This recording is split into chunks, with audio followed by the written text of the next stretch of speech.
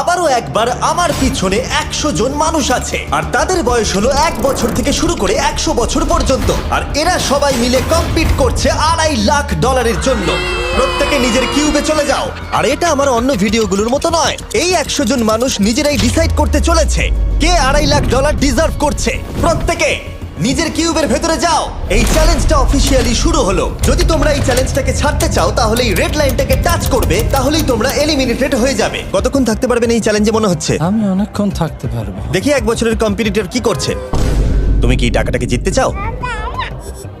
ঠিক আছে, ট্যাবলেটটা নিয়ে মজা করো। এই যে লাইনটা দেখছেন এটা শেষ পর্যন্ত টিকে থাকবে। আমি 48, দারুণ লাগছে। এটা শুরু থেকেই পরিষ্কার ছিল যে মাঝবয়সীরাই ছিল সব থেকে বেশি ফোকাসড আর ডিটারমিন্ড, কিন্তু সেটা অবশ্য সবাই ছিল না। বাইরে পা দিলে তুমি কিন্তু হেরে যাবে। ওকে, তাহলে 2 বছর এলিমিনেট হয়ে গেল। যেমনটা ভেবেছিলাম, সবার প্রথমে বাচ্চাটাই বেরিয়ে গেল।